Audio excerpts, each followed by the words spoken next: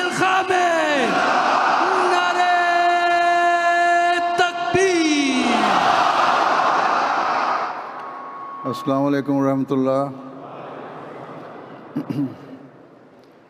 اشہد ان لا الہ الا اللہ وحدہ لا شریک لہ واشہد ان محمدا عبدہ ورسولہ۔ اما بعد فاعوذ باللہ من الشیطان الرجیم۔ بسم اللہ الرحمن الرحیم۔ الحمد للہ رب العالمین۔ الحمد للہ رب العالمین۔ الرحمن الرحیم مالک یوم الدین۔ ایاک نعبد وإیاک نستعین۔ اہدنا الصراط المستقیم صراط الذین انعمت علیہم غیر المغضوب علیہم ولا الضالین۔ لقد كان لكم في رسول الله أسوة حسنة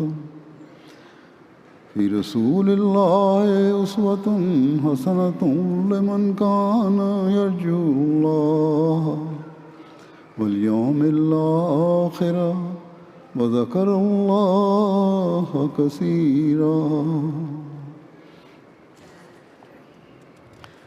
یقیناً تمہارے لیے اللہ کے رسول میں نیک نمونہ ہے ہر اس شخص کے لیے جو اللہ اور یوم آخرت کی امید رکھتا ہے اور کثرت سے اللہ کو یاد کرتا ہے۔ غیر مسلم دنیا یا مغربی دنیا یا ترقی یافتہ دنیا میں جو مسلمانوں کے متعلق تحفظات پائے جاتے ہیں وہ ان کی اسلامی تعلیم کے بارے میں کم علمی کی وجہ سے زیادہ ہیں، اور اس پر بعض مسلمانوں کے اسلام کے نام پر شدت پسند عمل اور دہشت گردی اور قانون کو اپنے ہاتھ میں لینے کے عمل نے مزید ان کے ذہنوں میں راسخ کر دیا کہ اسلام ہے ہی دہشت گردی کا مذہب۔ آج اسلام کی تعلیم کو دنیا میں پھیلانے اور اسلامی تعلیم کے بارے میں غلط تاثر کو زائل کرنے کا کام اللہ تعالیٰ نے حضرت صلی اللہ علیہ وآلہ وسلم کے غلام صادق مسیح موعود اور مہدی موعود کی جماعت کے سپرد کیا ہے۔ بس اس کے لیے ہر احمدی کو بھرپور کوشش کرنے کی ضرورت ہے۔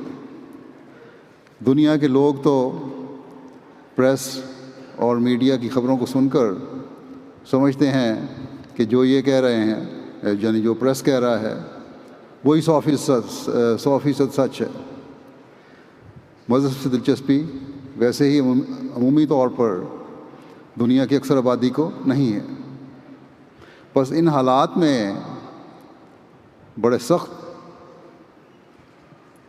بڑی محنت اور بڑی سخت محنت سے اور مسلسل کوشش سے اسلام کی خوبصورت تعلیم کو دنیا کو بتانا ایک بہت بڑا چیلنج ہے۔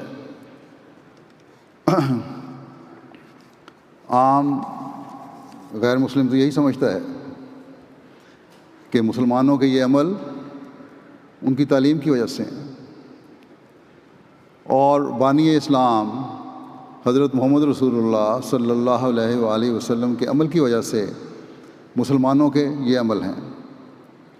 بس جیسا کہ میں نے کہا اس اثر کو زائل کرنے اور دنیا کو اسلام کی خوبصورت تعلیم سے آگاہ کرنے کے لیے ہر احمدی کو اپنا کردار ادا کرنے کی ضرورت ہے۔ اپنے قول اور عمل سے دنیا کو بتانے کی ضرورت ہے کہ اسلام کی حقیقی تعلیم کیا ہے اور حضرت صلی اللہ علیہ وآلہ وسلم کا عمل کیا ہے۔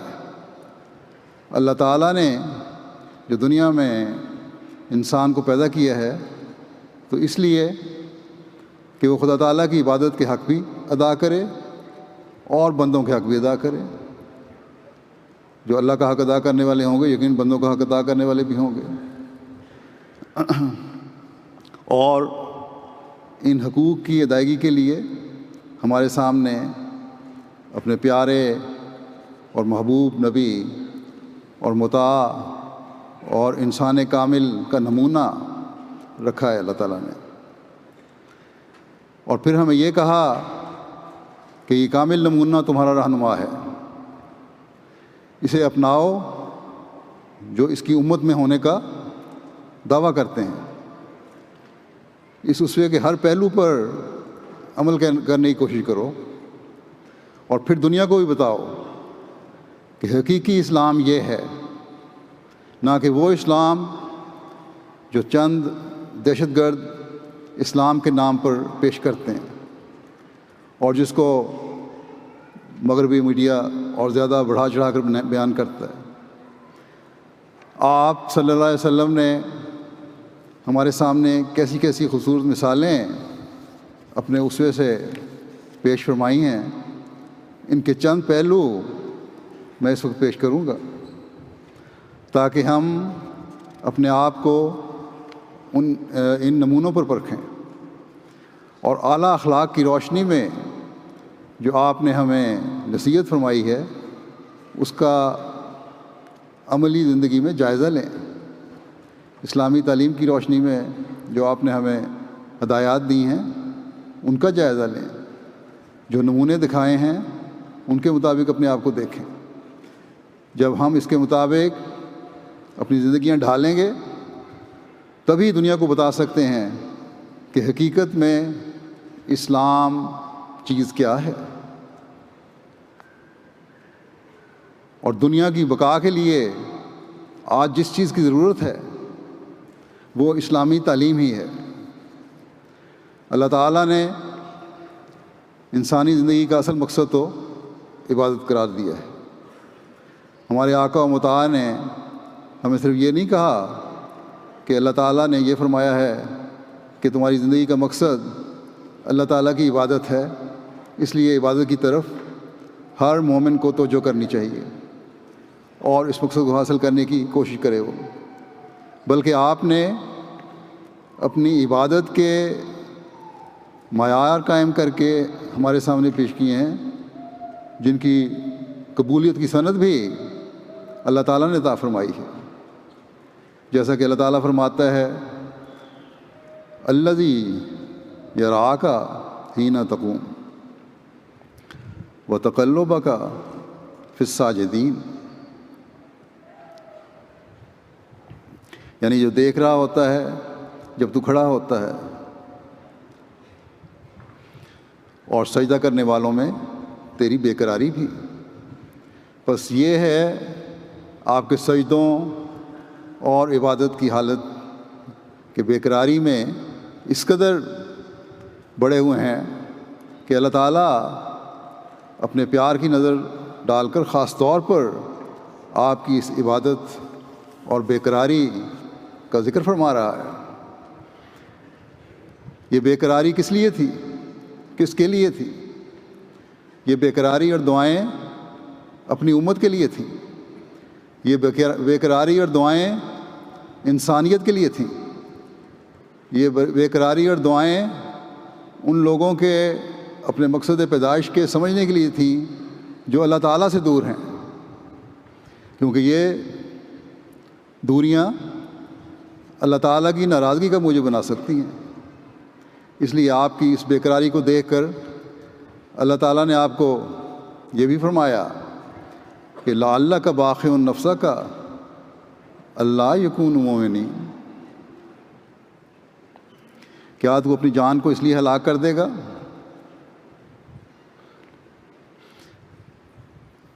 ہلاک کر دے گا کہ وہ کیوں مومن نہیں ہوتے؟ تیرا دل اس بات پر بے چین ہے کہ کافر کیوں ہدایت نہیں پاتے، کیوں وہ خدا تعالیٰ پر ایمان لا کر اپنی دنیا و عاقبت نہیں سنوارتے؟ بس جہاں آپ کی عبادت کے معیار کا پتہ چلتا ہے یہاں اس سے، وہاں اس سے آپ کے پاکیزہ دل کی اس کیفیت کا بھی پتہ چلتا ہے جو انسانیت کو تباہی سے بچانے کے لیے آپ کے دل میں تھی، جو آپ کا درد تھا اس کا بھی پتہ چلتا ہے۔ بس جس کے دل میں انسانیت کے لیے درد کی یہ کیفیت ہو، وہ کیا کبھی ظلم کر سکتا ہے؟ یقیناً نہیں۔ آپ نے تو خدا تعالیٰ کی عبادت اور اس کی مخلوق کی خدمت اور اس کے لیے درد میں زندگی کا ہر لمحہ قربان کیا۔ آپ کی عبادت کی کیفیت کو دیکھنے کا بعض دفعہ صحابہ کو بھی موقع مل جاتا تھا۔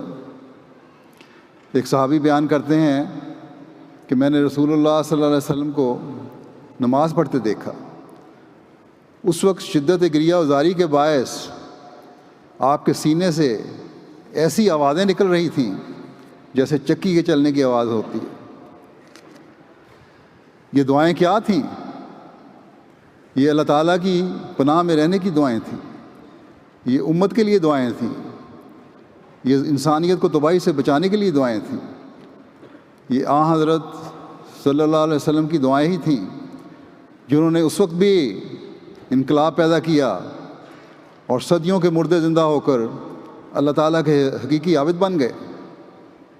اور یہ حضرت صلی اللہ علیہ وسلم کی دعائیں ہی ہیں جنہوں نے قبولیت کا درجہ پاتے ہوئے اس زمانے میں آپ صلی اللہ علیہ وسلم کے عاشق صادق کو اس بگڑے ہوئے زمانے میں اسلام کی احیاء نو کے لیے بھیجا۔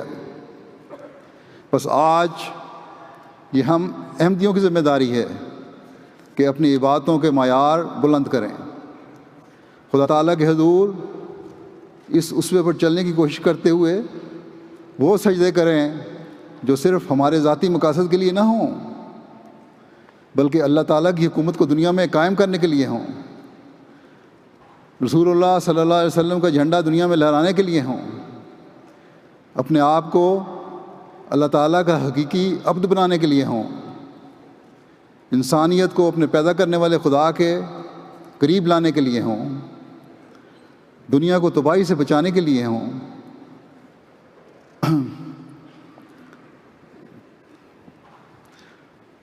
فرض اور باجماعت نمازوں کے لیے حضرت صلی اللہ علیہ وسلم کس قدر اہتمام، بلکہ بعض حالات میں کہنا چاہیے مشقت فرماتے تھے، اس کا اس ایک واقعہ سے خوب اندازہ ہو سکتا ہے۔ غزوہ احد کی شام جب لوہے کے خود کی کڑیاں حضور اکرم صلی اللہ علیہ وسلم کے دانے رخسار میں ٹوٹ گئیں تو اس کی وجہ سے آپ کو بہت سا خون بہہ چکا تھا، آپ زخموں سے نڈھال تھے۔ علاوہ ازیں 70 صحابہ کی شہادت کا زخم اس سے کہیں زیادہ اعصاب شکن تھا۔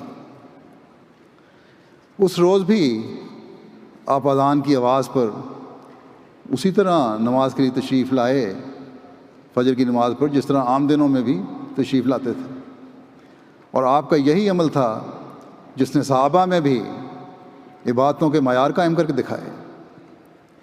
بس آج ہم میں سے ہر ایک کو اپنا جائزہ لینا چاہیے کہ کیا جب ہم یہ نعرہ لگاتے ہیں کہ اب مسیح موعود کی جماعت کے ذریعے سے اسلام کا احیاء نو ہونا ہے، ہم ہیں جنہوں نے اسلام کی تعلیم کو دوبارہ زندہ کرنا ہے، کیا ہماری عبادتوں اور باجماعت نمازوں کے معیار اس کے قریب بھی ہیں؟ ذرا سی تکلیف پر مسجد نہ آنے کے بہانے ہوتے ہیں، صبح اٹھ کر 2 چھینکیں آ جائیں تو کہہ دیتے ہیں کہ آج طبیعت خراب ہے، نماز گھر میں پڑھ لو۔ سستیاں تو کوشش کرنے سے دور ہوتی ہیں، بس ہمیں کوشش کرنی چاہیے کہ ہم بھی اپنی عبادتوں کے معیار بلند کرنے کی کوشش کریں۔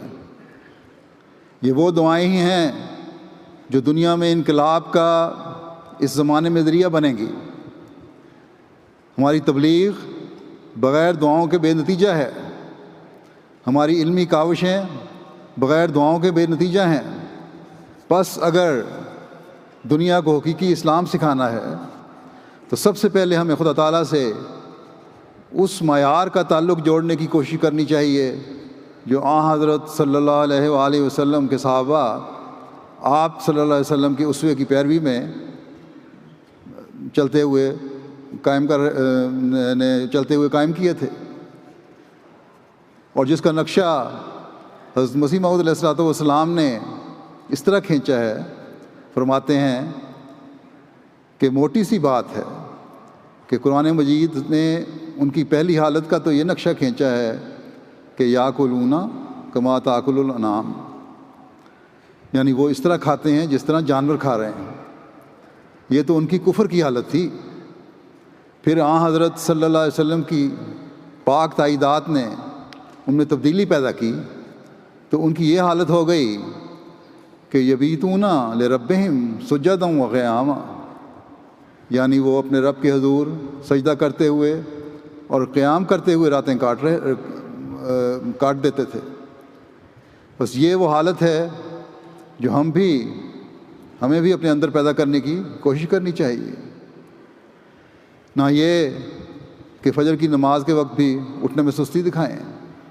حضرت علی رضی اللہ عنہ بیان کرتے ہیں کہ حضرت صلی اللہ علیہ وسلم کی آخری وصیت اور آخری پیغام جبکہ آپ جان کنی کی حالت میں تھے اور سانس اکھڑ رہا تھا، یہ تھا کہ نماز اور غلام کے حقوق کا خیال رکھنا، یہ ہے اللہ تعالیٰ کی عبادت کا حق ادا کرنے اور مخلوق کا حق ادا کرنے کی آپ کی کیفیت۔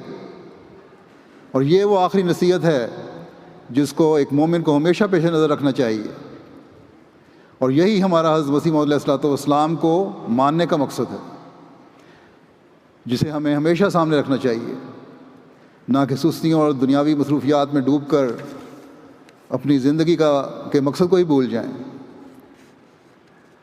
پھر اللہ تعالیٰ پر توکل کی حالت ہے تو اس بارے میں بھی آپ کے نمونے اعلیٰ ہیں۔ اللہ تعالیٰ کا یہ فرمان ہے کہ وتوکل علی اللہ وکفیٰ باللہ وکیلا، یعنی اور اللہ پر توکل کر اور اللہ ہی کارساز کے طور پر کافی ہے۔ تو پھر آپ کی زندگی میں ہر موقع پر یہ نمونے ہمیں نظر آتے ہیں، بلکہ مرض الموت کے وقت بھی آپ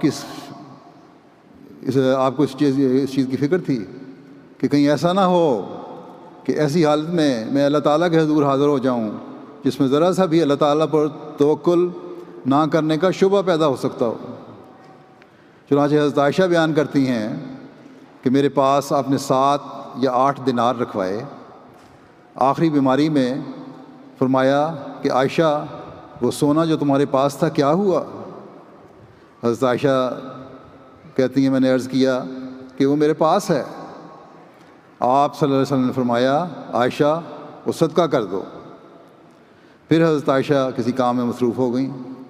پھر آپ صلی اللہ علیہ وسلم کو جب دوبارہ ہوش آئی تو پوچھا کہ وہ صدقہ کر دیا؟ حضرت عائشہ نے جواب دیا کہ ابھی نہیں کیا۔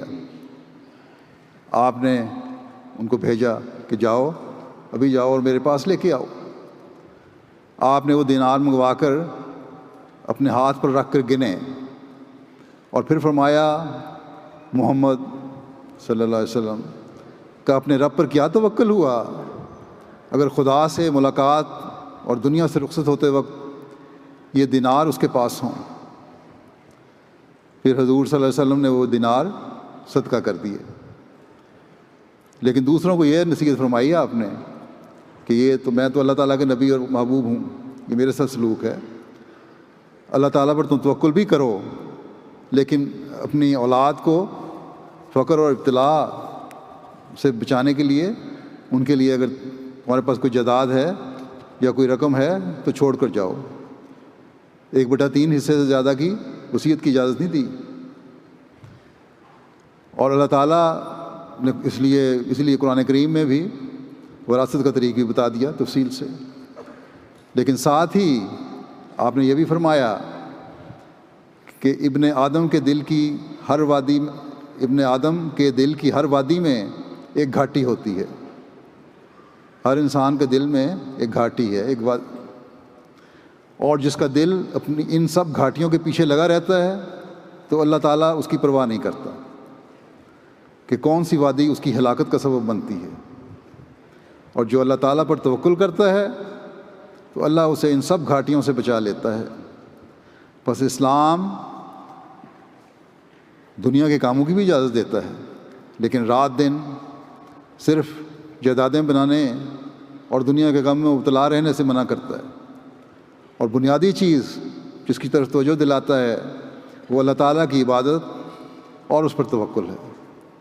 اور جب یہ ہو تو دنیاوی مشکلات سے بھی انسان بچ جاتا ہے۔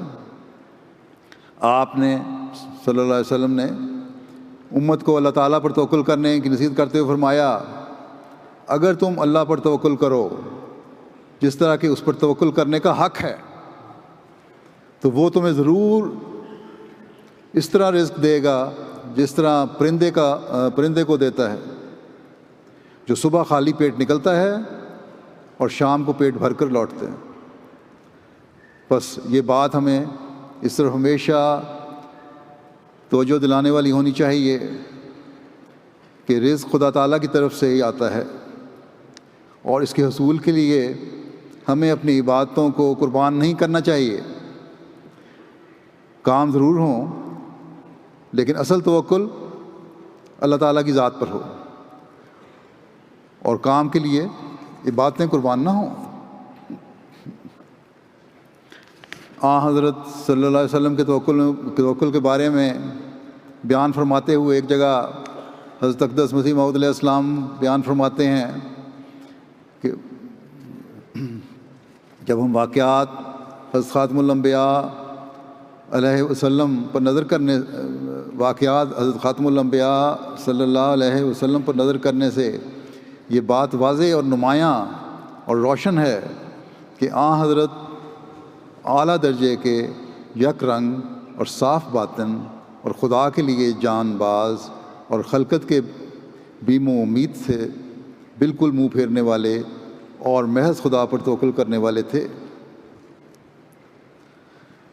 کہ جنہوں نے خدا کی خواہش اور مرضی میں محو اور فنا ہو کر اس بات کی کچھ بھی پرواہ نہ کی کہ توحید کی منادی کرنے سے کیا کیا بلا میرے سر پر آوے گی اور مشرکوں کے ہاتھ سے کیا کچھ دکھ اور درد اٹھانا ہوگا، بلکہ تمام شدتوں اور سختیوں اور مشکلوں کو اپنے نفس پر گوارا کر کے اپنے مولا کا حکم بجا لائے، اور جو شرط مجاہدے اور واعظ اور نصیحت کی ہوتی ہے وہ سب پوری کی، اور کسی ڈرانے والے کو کچھ حقیقت نہ سمجھا۔ ہم سچ کہتے ہیں کہ تمام نبیوں کے واقعات میں ایسے مواضعات، خطرات، اور پھر کوئی ایسا خدا پر توکل کر کے کھلے شرک اور مخلوق پرستی سے منع کرنے والا اور اس قدر دشمن، اور پھر کوئی ایسا ثابت قدم اور استقلال کرنے والا ایک بھی ثابت نہیں۔ پھر اعلیٰ اخلاق کا ایک وصف شکر گزاری ہے۔ اس وصف کی اعلیٰ معیار کا ہمارے آقا و مطاع کا نمونہ اور اسوہ کیا تھا؟ آپ صلی اللہ علیہ وسلم کو ہر وقت اس بات کی تلاش رہتی تھی کہ کس طرح شکر گزار بنے، خدا تعالیٰ کا سب سے زیادہ شکر گزار بندہ بنے۔ چنانچہ حدیث میں آتا ہے اس مقصد کے لیے آپ دعا کیا کرتے تھے کہ اے میرے اللہ، تو مجھے اپنا شکر بجا لانے والا اور بکثرت ذکر کرنے والا بنا دے۔ اور ایک روایت میں یہ الفاظ زائد ہیں کہ اے اللہ، مجھے ایسا بنا دے کہ میں تیرا سب سے زیادہ شکر کرنے والا ہوں اور تیری نصیحت کی پیروی کرنے والا ہوں اور تیری وصیت کو یاد رکھ کرنے والا ہوں، کیا ہی عاجزی کا مقام ہے۔ دنیا کا سب سے زیادہ شکر گزار یہ دعا کر رہا ہے کہ میں سب سے زیادہ شکر گزار بنوں۔ ایک دفعہ آپ صلی اللہ علیہ وسلم ایک روٹی کے ٹکڑے پر کھجور رکھ کر کھا رہے تھے اور فرماتے تھے یہ کھجور اس روٹی کا سالن ہے، اور اس پر شکر گزاری فرما رہے تھے۔ اکثر یہ ہوتا کہ سرکے سے یا پانی سے ہی روٹی تناول فرماتے اور اس پر بھی اللہ تعالیٰ کا شکر ادا کر رہے ہوتے۔ آج کل ہم میں سے بہت سے ایسے ہیں جن کو اعلیٰ کھانا بھی میسر آتا ہے اور پھر بھی ہزار نخرے ہوتے ہیں۔ گھروں میں بعض ناچاتیاں اس وجہ سے پیدا ہو رہی ہوتی ہیں کہ بیوی نے اچھا کھانا نہیں پکایا۔ پھر فتح مکہ پر آپ کی عاجزی اور شکر گزاری کی مثال ایک انتہا کو پہنچی ہوئی ہے۔ روایت میں آتا ہے جب آپ ذی طویٰ مقام پر پہنچے تو سرخ یمنی کپڑے کا امامہ باندھے ہوئے اپنی سواری پر ٹھہر گئے اور یہ خیال کر کے کہ اللہ تعالیٰ نے آپ کو فتح دے کر کس قدر عزت افزائی کی ہے، حضور صلی اللہ علیہ وسلم نے عاجزی اور شکر گزاری سے اپنا سر اس قدر جھکایا کہ یوں لگتا تھا کہ آپ کی ریش مبارک سواری کے کجاوے سے چھو جائے گی۔ پھر آپ کی احسان مندی اور شکر گزاری کی ایک اعلیٰ مثال یوں ملتی ہے کہ جب مکے کے مسلمانوں پر کفار کی طرف سے ظلم کیے گئے اور مسلمانوں نے حبشہ کی طرف ہجرت کی اور شاہ حبشہ نے انہیں پناہ دی، حضرت صلی اللہ علیہ وسلم نے نجاشی بادشاہ کے اس احسان کو ہمیشہ یاد رکھا۔ چنانچہ جب نجاشی کا وفد حضرت صلی اللہ علیہ وسلم کی خدمت میں ایک دفعہ حاضر ہوا تو رسول اللہ صلی اللہ علیہ وآلہ وسلم نے ان کے استقبال کے لیے خود کھڑے ہوئے۔ صحابہ نے عرض کی کہ یا رسول اللہ ان کے استقبال کی ہم کافی ہیں کہ ان کی مہمان نوازی بھی ہم کریں گے، استقبال بھی کر لیں گے، آپ کیوں تکلیف کرتے ہیں؟ آپ صلی اللہ علیہ وسلم نے فرمایا کہ یہ لوگ ہمارے ساتھیوں کے ساتھ بڑے اخلاق کے ساتھ پیش آئے تھے اور عزت سے انہیں اپنے پاس رکھا تھا، اس لیے میں پسند کرتا ہوں کہ ان کے اس احسان کا بدلہ خود اتاروں۔ بس یہ ان لوگوں کے لیے بھی سبق ہے جو یہاں ہجرت کر کے آئے ہیں کہ ان حکومتوں نے جنہوں نے ہمیں یہاں پناہ دے کر ہمارے لیے سہولتیں مہیا کی ہیں، ان کا شکریہ ادا کرتے ہوئے ان ملکوں کی بہتری کے لیے اپنی صلاحیتیں استعمال کریں اور انہیں اسلام کی خوبصورت تعلیم اور نہ صرف علمی طور پر بلکہ عملی طور پر بھی دکھا کر بتائیں کہ کیا حقیقی اسلام ہے۔ اور یہ ہمیشہ یاد رکھیں کہ کسی بھی طرح نقصان نہیں ہم نے پہنچانا یا ان سے غلط طریق سے مالی منفعت حاصل نہیں کرنی، کوئی سہولت حاصل نہیں کرنی۔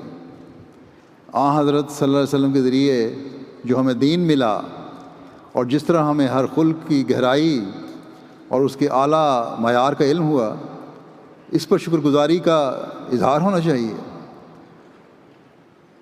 اس بارے میں حضرت مسیح موعود علیہ الصلوۃ والسلام فرماتے ہیں کہ یہ اللہ تعالیٰ کا کمال فضل ہے کہ اس نے کامل اور مکمل عقائد صحیحہ کی راہ میں ہم کو اپنے نبی کریم صلی اللہ علیہ وآلہ وسلم کے ذریعے بدون مشقت اور محنت کے اللہ تعالیٰ کا کمال فضل ہے کہ اس نے کامل اور مکمل عقائد صحیحہ کی راہ عقائد صحیحہ کی راہ ہم کو اپنے نبی کریم صلی اللہ علیہ وسلم کے ذریعے بدون مشقت اور محنت کے دکھائی ہے۔ بغیر کسی مشقت اور محنت کے ہمیں وہ سیدھا راستہ دکھا دیا، وہ راہ جو آپ لوگوں کو اس زمانے میں دکھائی گئی۔ بہت سے عالم ابھی تک اس سے محروم ہیں۔ بس خدا تعالیٰ کے اس فضل اور نعمت کا شکر کرو، اور وہ شکر یہی ہے کہ سچے دل سے ان اعمال صالحہ کو بجا لاؤ جو عقائد صحیحہ کے بعد دوسرے حصے میں آتے ہیں، اور اپنی عملی حالت سے مدد لے کر دعا کرو کہ وہ ان عقائد صحیحہ پر ثابت قدم رکھے اور اعمال صالحہ کی توفیق بخشے۔ بس یہ ہے ایک احمدی کی حقیقی شکر گزار ہونے کا طریق۔ پھر ایک کھول کے امانت کی ادائیگی ہے اور عہد کی پابندی ہے۔ اللہ تعالیٰ نے فرمایا والذین ھم لاماناتہم وعہدہم راعون، اور وہ لوگ جو اپنی امانتوں اور عہدوں کا خیال رکھتے ہیں، یہ دیکھتے ہیں کہ کس طرح ہم انہیں پورا کر رہے ہیں۔ اس کی اعلیٰ ترین معیار حضرت صلی اللہ علیہ وسلم نے کس طرح قائم فرما کر ہمارے سامنے اپنا اسوہ پیش فرمایا۔ روایت میں آتا ہے کہ جب اسلامی فوجوں نے خیبر کو گھیرا تو اس وقت وہاں کے ایک یہودی سردار کا ملازم جو جانور چرانے والا تھا، جانوروں سمیت اسلامی لشکر کے علاقے میں آ گیا اور مسلمان ہو گیا۔ اس نے حضرت صلی اللہ علیہ وسلم کی خدمت میں حاضر ہو کر عرض کیا کہ یا رسول اللہ، میں تو اب مسلمان ہو گیا ہوں، واپس جانا نہیں چاہتا میں، بالکل واپس جاؤں گا تو ظلم بھی ہوگا میرے پہ، یہ بکریاں میرے پاس ہیں، ان کا میں کیا کروں؟ یہ یہودی کا ریوڑ ہے، ان کا مالک یہودی ہے۔ آپ صلی اللہ علیہ وسلم نے فرمایا کہ ان بکریوں کا منہ قلعے کی طرف پھیر کر ہانک دو، وہ خود اس کے مالک کے پاس پہنچ جائیں گی۔ چنانچہ اسی طرح ہوا اور قلعے والوں نے وہ بکریاں لے لیں۔ یہ ہے وہ اعلیٰ ترین مثال امانت اور دیانت کی کہ جنگ کی صورت ہے، دشمن کا مال ہاتھ آیا ہے، لیکن محسن انسانیت حضرت محمد مصطفیٰ رحمت للعالمین، رحمت للعالمین۔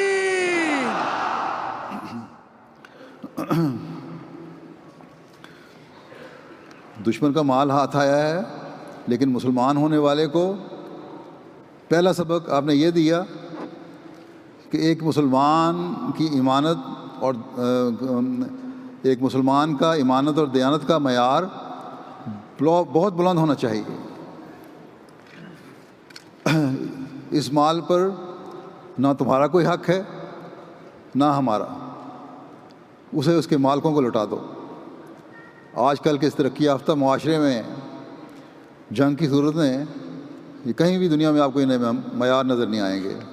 جو لوگ اسلام کی تعلیم پر اعتراض کرتے ہیں وہی سب سے زیادہ اس خیانت کے مرتکب ہوتے ہیں۔ پھر عہد کی پابندی کا حال ہے کہ دشمن بھی یہ کہنے پر مجبور ہے کہ آپ عہد کی پابند ہیں۔ ہرقل کے دربار میں ابو سفیان کو یہ اقرار کرنا پڑا کہ آج تک اس شخص نے ہمارے ساتھ بدعہدی نہیں کی۔ پھر صلح حدیبیہ میں جو معاہدہ لکھا جا رہا تھا تو ایک شخص زنجیروں میں جکڑا ہوا آتا ہے، جو مسلمان ہونے کی وجہ سے زنجیروں میں جکڑا گیا ہے اور پناہ طلب کرتا ہے، لیکن اس کا باپ جو مسلمان نہیں ہے موجود ہے وہاں، وہ آپ سے کہتا ہے کہ اب ہمارا معاہدہ ہو چکا ہے کہ ہمارا کوئی آدمی آپ کے ساتھ نہیں جائے گا، اس لیے آپ اسے ساتھ نہیں لے جا سکتے، چاہے وہ آپ کی پناہ میں آنے کے لیے بھیک مانگ رہا ہے۔ وہ شخص بے شور میں چاہتا ہے کہ کیا میں کافروں میں واپس کر دیا جاؤں گا تاکہ وہ مجھے تکلیفیں پہنچائیں؟ تو حضرت صلی اللہ علیہ وآلہ وسلم فرماتے ہیں ہاں اب معاہدہ ہو گیا ہے۔ حالانکہ اس وقت معاہدہ ابھی لکھا جا رہا تھا، شرائط لکھی گئی تھی، لیکن فائنل کیونکہ لکھا گیا تھا، کچھ شرائط دستخط ہونے سے پہلے آپ نے فرمایا کیونکہ لکھا گیا ہے، اس لیے بڑے مقصد کی خاطر اور اس معاہدے کی خاطر تمہیں قربان ہونا پڑے گا۔ لیکن ساتھ ہی یہ بھی فرما دیا اسے، تو خوشخبری بھی دے دی اس لیے تم واپس جاؤ، تم چند روز صبر کرو، میں تمہیں خوشخبری دیتا ہوں کہ خدا تعالیٰ تمہارے لیے کشادگی پیدا کر دے گا۔ آج میں مجبور ہوں اس معاہدے کی وجہ سے، ہم کیونکہ آپ نے فرمایا کہ ہم بدعہدی نہیں کرتے، تو یہ معیار تھے آپ کے معاہدوں کی پابندی کے۔ آج کل کی دنیا دار حکومتیں تو اس کے قریب ہی نہیں پہنچ سکتی۔ آج ایک معاہدہ ہوتا ہے، کل وہ ٹوٹ جاتا ہے۔ لیکن ساتھ ہی ہمیں بھی اپنے جائزے لینے چاہیے کہ ہمارے معاہدوں کی پابندی کے اپنے معیار کیا ہیں۔ اپنی روزمرہ زندگی میں ہمیں اپنی مثالیں دیکھنی چاہیے، اپنے گھریلو زندگی میں بھی اس کی مثال دیکھیں کہ کیا عہدوں کی پابندی ہم کرتے ہیں۔ حضرت صلی اللہ علیہ وآلہ وسلم نے تو گھریلو زندگی میں بھی عہد کی پابندی کے متعلق فرمایا ہے کہ قیامت کے دن سب سے بڑی خیانت یہ شمار ہوگی کہ ایک آدمی اپنی بیوی سے تعلق قائم کرے، پھر وہ بیوی کے پوشیدہ راز بھی دنیا کو بیان کرتا پھرے۔ آج کل ہم دیکھتے ہیں کہ بعض لوگ یہ گھٹیا حرکت کرتے ہیں، نہایت ذلیل اور کمینی حرکت کرتے ہیں، اور پھر صرف زبانی ہی نہیں بتاتے لوگوں کو، بلکہ واٹس ایپ پر اور دوسرے میڈیا پر جو آج کل میسیجز کے ذریعے سے، ٹویٹر کے ذریعے سے اس بات کو پھیلاتے چلے جاتے ہیں۔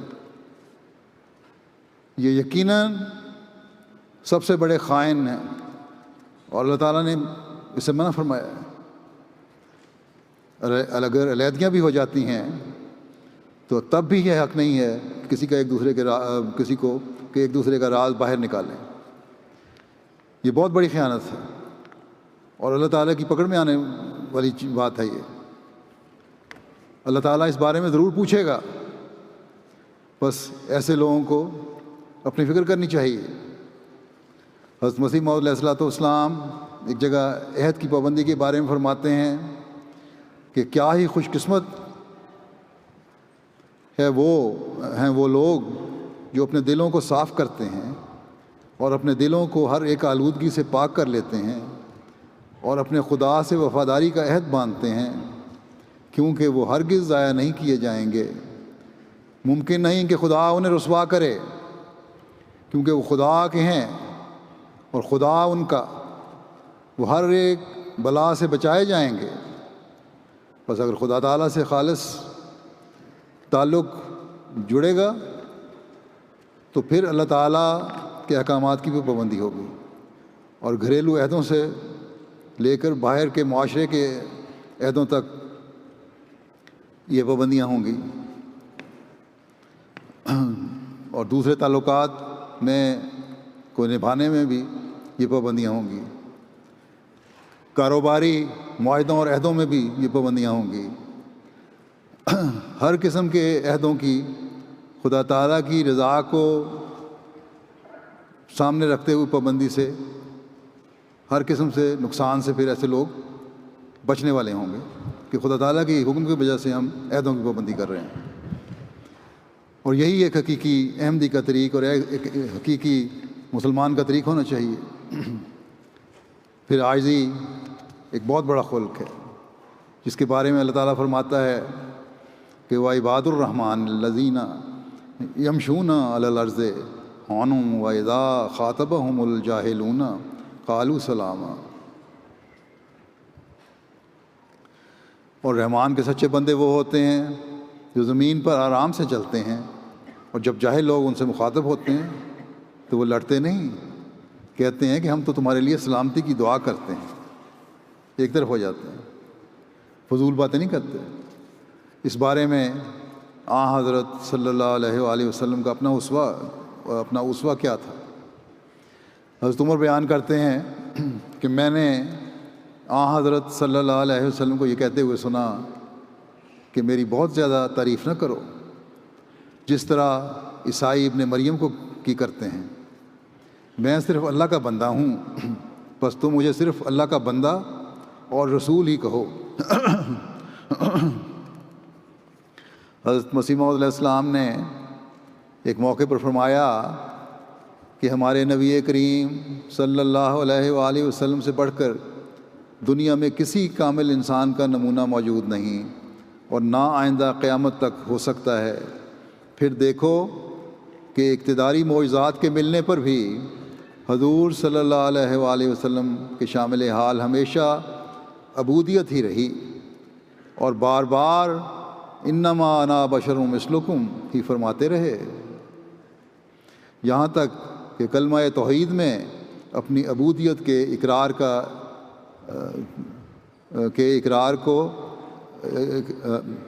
یہاں تک کہ کلمہ توحید میں اپنی عبودیت کے اقرار کا ایک جزء لازم قرار دیا، جس کے بدون مسلمان ہی نہیں ہو سکتا۔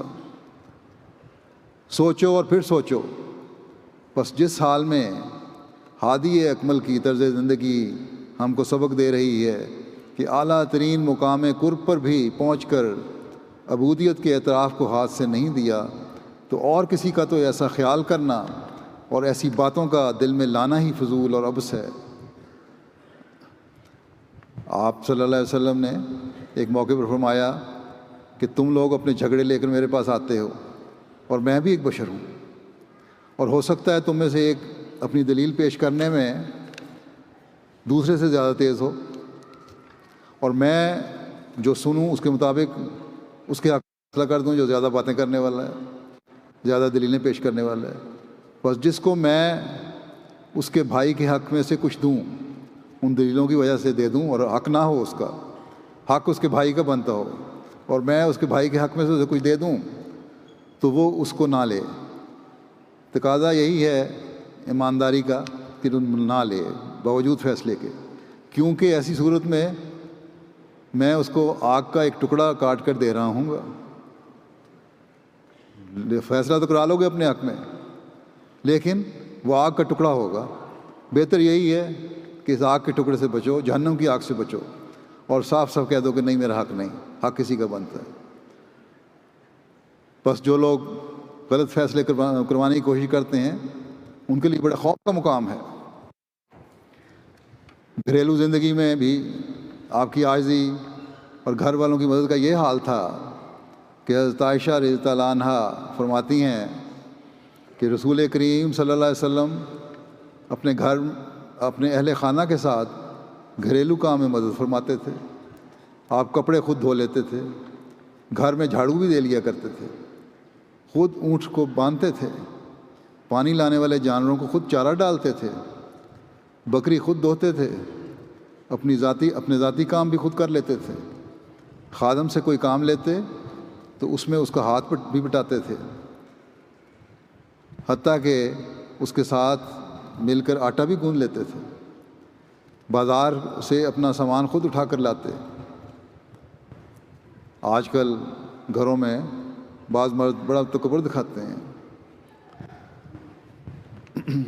کپڑے وقت پر نہ دھلیں تو گھر میں فساد کھڑا ہو جاتا ہے، حالانکہ اب تو ہاتھ سے نہیں دھونے، واشنگ مشین گھر میں موجود ہے، خود بھی کپڑے ڈال سکتے ہیں واشنگ مشین میں، لیکن پھر بھی اتنی بھی تکلیف نہیں کرنی۔ جھاڑو تو پھیرنا اب رہا نہیں، ہر جگہ ہوور ہیں، آرام سے ہوور پھیرا جا سکتا ہے، لیکن وہاں بھی نخرے ہوتے ہیں، اور اس وجہ سے گھروں میں فساد ہو رہا ہوتا ہے۔ بس احمدی ہو کر ہمیں اپنے نمونے دکھانے چاہیے۔ پھر حضرت صلی اللہ علیہ وسلم کی باہر کی زندگی دیکھیں تو اس میں بھی آپ کے اعلیٰ نمونے ایک مثال ہیں۔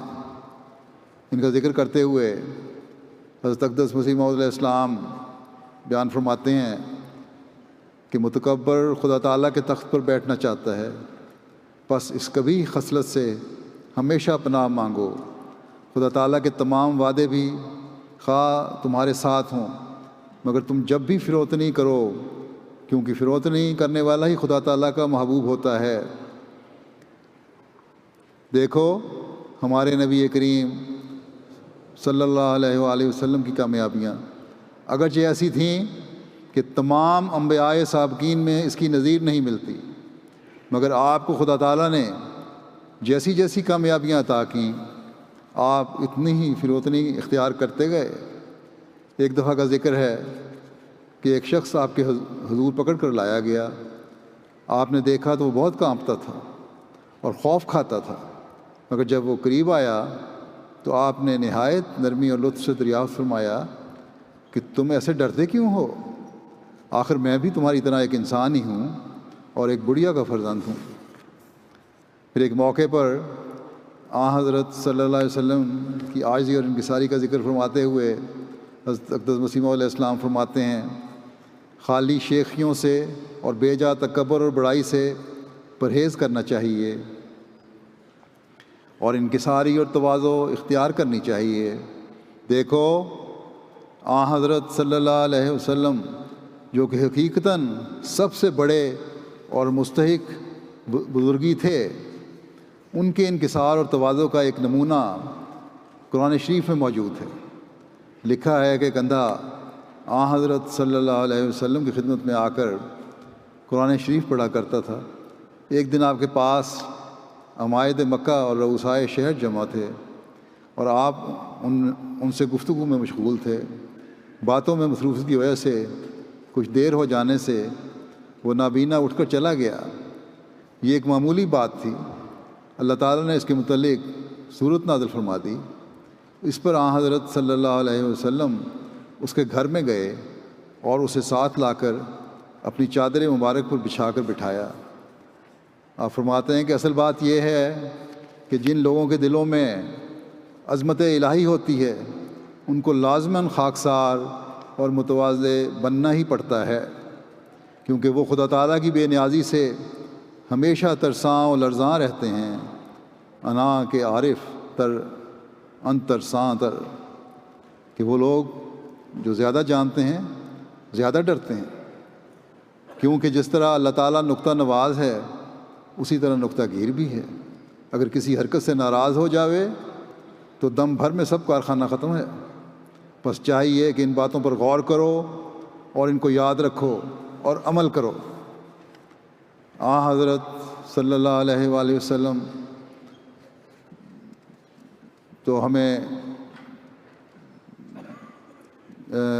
جو نصیحت فرمائی ہمیشہ وہ یقیناً ہمارے لیے عمل کے لیے ہے،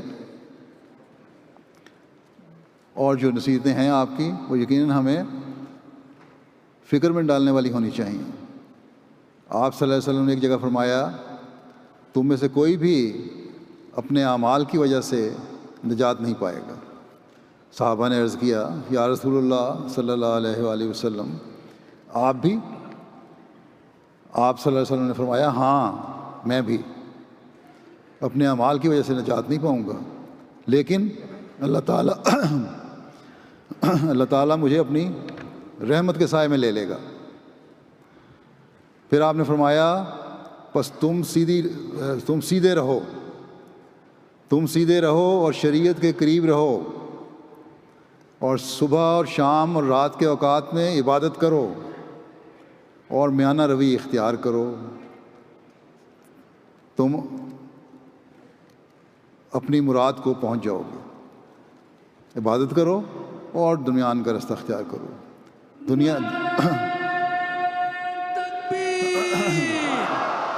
حضرت محمد مصطفیٰ محسن انسانیت رحمت للعالمین، نعرہ تکبیر، غلام احمد کی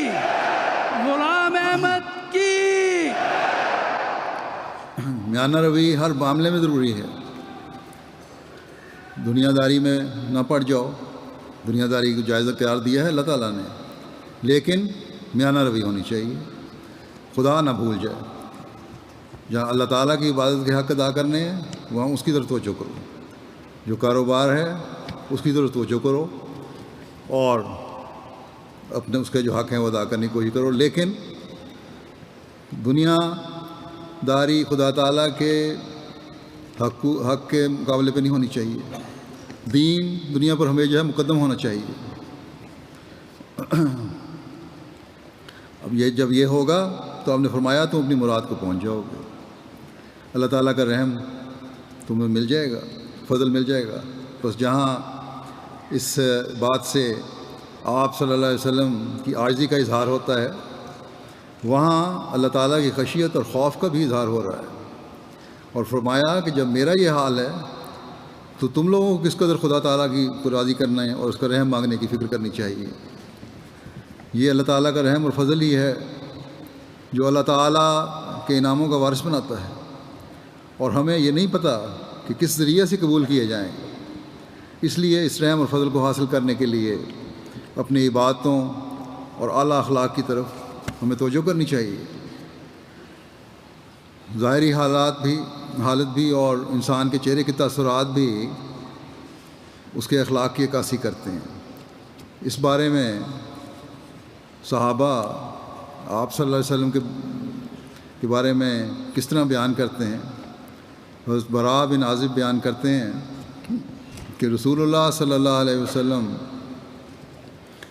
لوگوں میں سب سے زیادہ خوبصورت اور خوش اخلاق تھے۔ لوگ خوش شکل ہوں تو تکبر پیدا ہو جاتا ہے۔ آپ یہ دعا کیا کرتے تھے کہ اے خدا، جس طرح تو نے مجھے خوش شکل بنایا ہے اسی طرح خوبصورت بھی بنا دے۔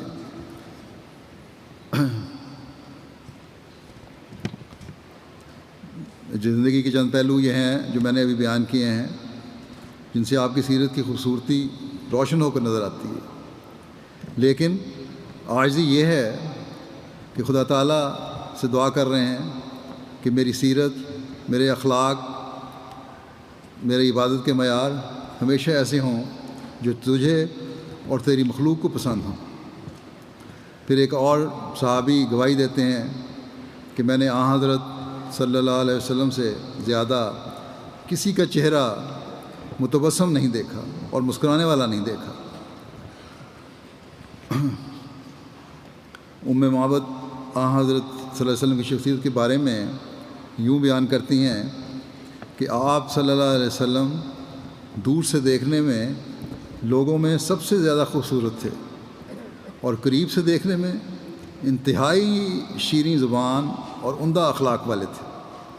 حضرت علی بیان فرماتے ہیں کہ آپ لوگوں میں سب سے زیادہ فراخ سینہ تھے، اور گفتگو میں لوگوں میں سب سے زیادہ سچے تھے، اور ان میں سب سے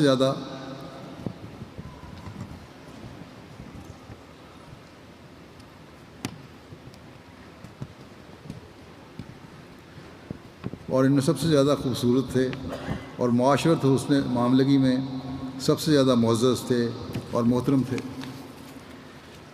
آپ کے اسوہ حسنہ کی بے شمار مثالیں اور اخلاق کے بے شمار مثالیں ہیں۔ آپ کے اخلاق کے کسی پہلو کو بھی لے لو، وہ آپ میں کامل اور مکمل نظر آتا ہے، اور یہی اسوہ ہے جسے اپنانے کے لیے اللہ تعالیٰ نے ہمیں حکم دیا ہے۔ بس اگر ہم نے دنیا کو اسلام اور آن حضرت صلی اللہ علیہ وسلم کا حقیقی چہرہ دکھلانا ہے تو آپ کے اسوے کے ہر پہلو کو سامنے رکھتے ہوئے اپنے عمل اور قول سے وہ چہرہ دکھانا ہوگا، تبھی ہم حضرت مسیح موعود علیہ السلام کی بیعت میں آنے کا بھی حق ادا کر سکیں گے، جن کو اللہ تعالیٰ نے آن حضرت صلی اللہ علیہ وسلم کے دین کی اشاعت کے لیے اس زمانے میں بھیجا ہے۔ حضرت مسیح موعود علیہ السلام ایک جگہ آن حضرت صلی اللہ علیہ وسلم کا اخلاق کا ذکر کرتے ہوئے فرماتے ہیں کہ ہاں، جو اخلاق فاضلہ حضرت خاتم الانبیاء صلی اللہ علیہ وسلم کا قرآن شریف میں ذکر ہے، وہ حضرت موسیٰ سے 1000 درجہ بڑھ کر ہے، کیونکہ اللہ تعالیٰ نے فرما دیا ہے کہ حضرت خاتم الانبیاء صلی اللہ علیہ وسلم تمام ان اخلاق فاضلہ کا جامع ہے جو نبیوں میں متفرق طور پر پائے جاتے تھے، اور نیز آن حضرت صلی اللہ علیہ وسلم کے حق میں فرمایا ہے انکا لعلی خلق عظیم، تو خلق عظیم پر ہے، اور عظیم کے لفظ کے ساتھ جس چیز کی تعریف کی جائے وہ عرب کے محاورے میں اس چیز کے انتہائی کمال کی طرف اشارہ ہوتا ہے۔ مثلا اگر یہ کہا جائے کہ یہ درخت عظیم ہے تو اس سے یہ مطلب ہوگا کہ جہاں تک درختوں کے لیے طول و عرض اور تناوری ممکن ہے وہ سب اس درخت میں حاصل ہے۔ ایسا ہی اس آیت کا مفہوم ہے کہ جہاں تک اخلاق فاضلہ و شمائل حسنہ نفس انسانی کو حاصل ہو سکتے ہیں، وہ تمام اخلاق کاملہ تامہ نفس محمدی میں موجود ہیں۔ سو یہ تعریف ایسی اعلیٰ درجے کی ہے جس سے بڑھ کر ممکن نہیں۔ پھر آپ فرماتے ہیں وہ انسان جس نے اپنی ذات سے، اپنی صفات سے، اپنے افعال سے، اپنے اعمال سے اور اپنے روحانی اور پاک قوا کے پرزور دریا سے کمال تام کا نمونہ علماً و عملاً و صدقاً و ثباتاً دکھلایا اور انسان کامل کہلایا۔ وہ انسان جو سب سے زیادہ کامل اور انسان کامل تھا اور کامل نبی تھا اور کامل برکتوں کے ساتھ آیا، جس سے روحانی باعث اور حشر کی وجہ سے دنیا کی پہلی قیامت ظاہر ہوئی اور ایک عالم کا عالم مرا ہوا اس کے آنے سے زندہ ہو گیا۔ وہ مبارک نبی حضرت خاتم الانبیاء، امام الاصفیاء، ختم المرسلین، فخر النبیین جناب محمد مصطفیٰ صلی اللہ علیہ وآلہ وسلم ہیں۔ اے پیارے خدا، اس پیارے نبی پر وہ رحمت اور درود بھیج جو ابتدائے دنیا سے تو نے کسی پر نہ بھیجا ہو۔ اگر یہ عظیم الشان نبی دنیا میں نہ آتا تو پھر جس قدر چھوٹے چھوٹے نبی دنیا میں آئے، جیسا کہ یونس اور ایوب اور مسیح بن مریم اور ملاکی اور یحییٰ اور زکریا وغیرہ وغیرہ، ان کی سچائی پر ہمارے پاس کوئی بھی دلیل نہیں تھی، اگرچہ سب مقرب اور وجیح اور خدا تعالیٰ کے پیارے تھے۔ یہ اس نبی کا احسان ہے کہ یہ لوگ بھی دنیا میں سچے سمجھے گئے۔ اللہم صلی وسلم وبارک علیہ وآلہ واصحابہ اجمعین وآخر الدعوانا الحمدللہ رب العالمین۔ اللہ تعالیٰ ہمیں توفیق دے کہ اس کامل نبی کی امت میں آنے کا حق ادا کرنے والے ہوں اور اس خوبصورت اور روشن چہرے کو دنیا کے سامنے پیش کر کے دنیا کے اندھیروں کو دور کرنے والے بنیں۔ اللہ تعالیٰ ہمیں اس کی توفیق عطا فرمائے، آمین۔ اب دعا کر لیں۔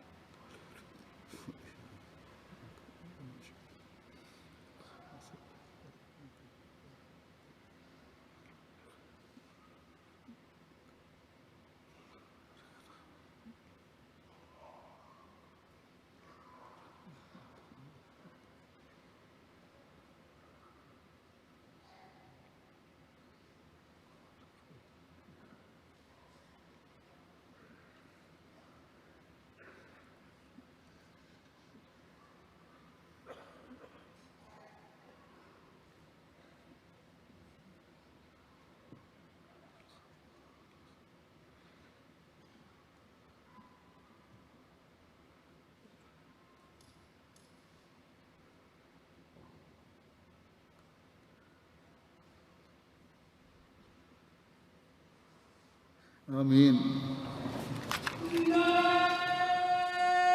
تکبیر۔ اسلام احمدیت، حضرت محمد مصطفیٰ، حضرت خاتم الانبیاء، محسن انسانیت، غلام احمد کی، غلام احمد کی خلافت احمدیہ، خلافت احمدیہ، حضرت امیر المومنین، حضرت خلیفۃ المسیح الخامس، قادیان دارالمان، اسیران راہ مولا، شہیدان احمدیت، جلسہ سالانہ جرمنی، جلسہ سالانہ جرمنی۔ جرمنی، جلسہ سالانہ ڈوچلینڈ، نعرہ تکبیر۔ السلام علیکم ورحمۃ اللہ۔ اس وقت جو ہے حاضری کی رپورٹ بھی دے دوں میں۔ اس وقت مستورات کی حاضری ہے 20,924، مرد حضرات ہیں 20,706، تبلیغی مہمان 1,099، کل حاضری 42,729، گزشتہ سال سے ماشاءاللہ کافی زیادہ ہے، اور نمائندگی ممالک کی 102 ہے، اور بیرون جرمنی کی شمولیت مہمانوں کی 4,025 ہے، جس میں 7-8 ملک شامل ہیں۔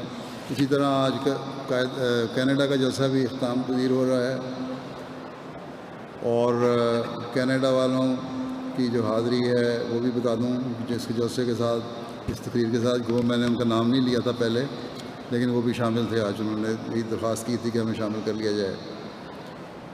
کینیڈا میں مستورات کی حاضری 8,561، مرد 10,011، مہمان 903، کل حاضری 18,572، اور نمائندگی 27 ممالک کی، یعنی ممالک کے حساب سے بھی چوتھا حصہ ہے کینیڈا میں، اور یہاں کی جو عورتوں کی حاضری ہے وہ بھی ان کی کل حاضری سے زیادہ ہے، الحمدللہ۔